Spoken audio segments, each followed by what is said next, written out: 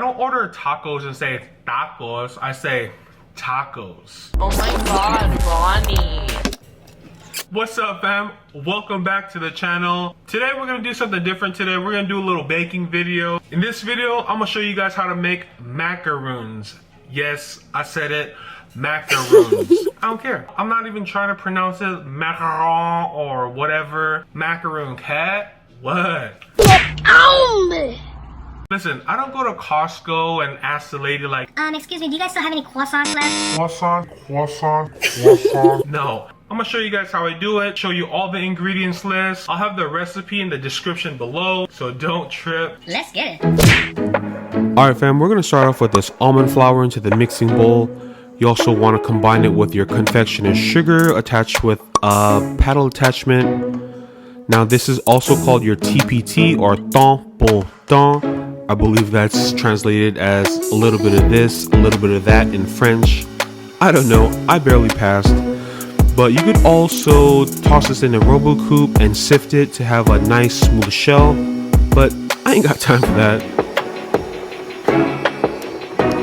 Alright, so we're going to add our egg whites into this mixture. We're going to paddle it together so it creates like a paste. Alright, now's a good time to add your color. This is an airbrush color. You could also use a color gel or coloring powder. And if you don't have any color, totally fine. You can skip this step. As you can see, I'm starting off with a few drops at a time. If you add too much color, your base will be too sticky and your macarons might not turn out.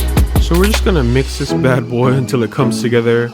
Once you're done, we're gonna set it aside and we're gonna move on to the next step.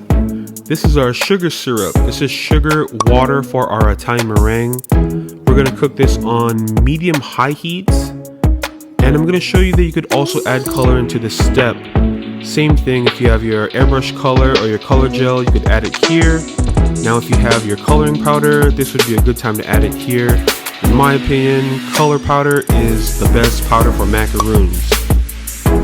So we're going to add our egg whites into the mixing bowl attached with our whisk attachment just to get it ready for our Italian meringue. Now is pretty much like a waiting game. Once that sugar reaches 110, I'm going to turn on that mixer and start mixing my egg whites. If you whip up your egg whites too fast, then it'll deflate a lot faster. You want to gradually develop those bubbles and egg whites to kind of double in size. Once that sugar reaches 110, we're gonna spin that bad boy at a medium speed. When the sugar hits about like 115, 160, we're gonna speed up the mixer and let those egg whites double up super fast. And by that time, the sugar should be ready about like 118-ish. And we'll be ready to make that meringue. Okay.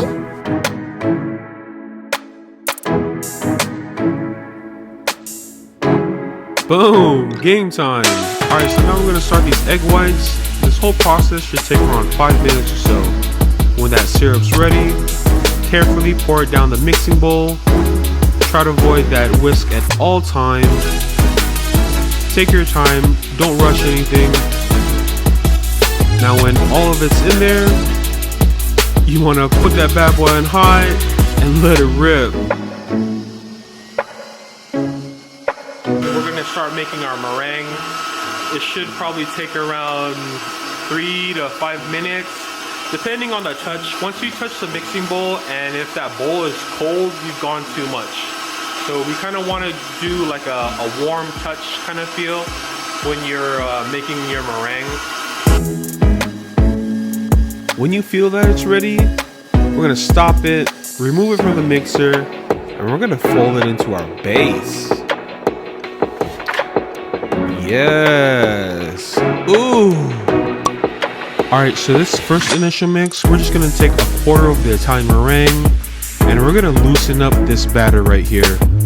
This is key because you don't want any lumps into your macaroon batter, so we want to get it as loose as possible during this time. Now when you're folding your Italian meringue into your base, you should only do it within 3 or 4 parts. If you do it more than that, your batter is donezo. Trust me, I've made thousands of ugly macaroons. Now during your third and fourth fold, you want to fold it as less as possible. So you want to scrape the outside and bring it to the center.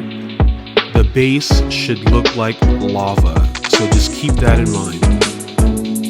When you're all set, I'm going to bring it back to the mixing bowl. There's still a little bit of meringue in there, and we're going to get our final fold in, and we should be ready to pipe.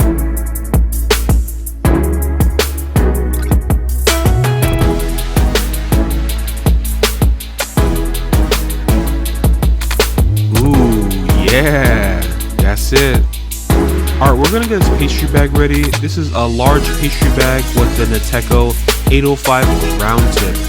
Now this one recipe will fit in one large bag.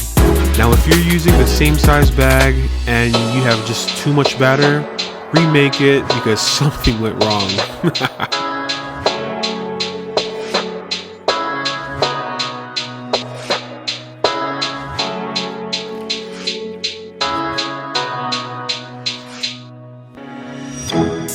Ooh, okay. That boy fancy. All right. I see you Dippin' Dots. Okay.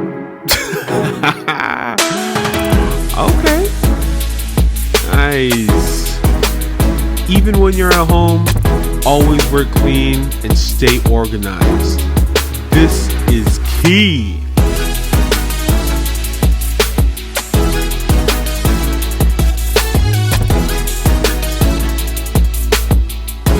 We're gonna move on to tapping out our macaroons. This is key. I'm gonna show you a few different ways of doing that. You could tap it on the bottom, left side or right side. You could pound it with your fist, tap it on the counter. The whole idea behind this process is basically smoothing out any wrinkles in the batter. Also, this will determine your macaroon size that you want. And whenever you're ready, boom. If you're baking at home like me, I highly suggest you use double sheet pan to prevent the shells from cracking.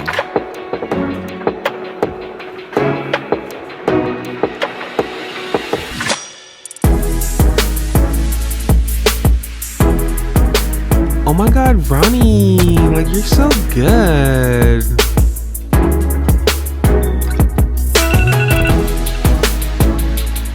Oh yeah! Oh my god. Ooh. Yo, don't forget to like, comment, and subscribe. And we out. Peace.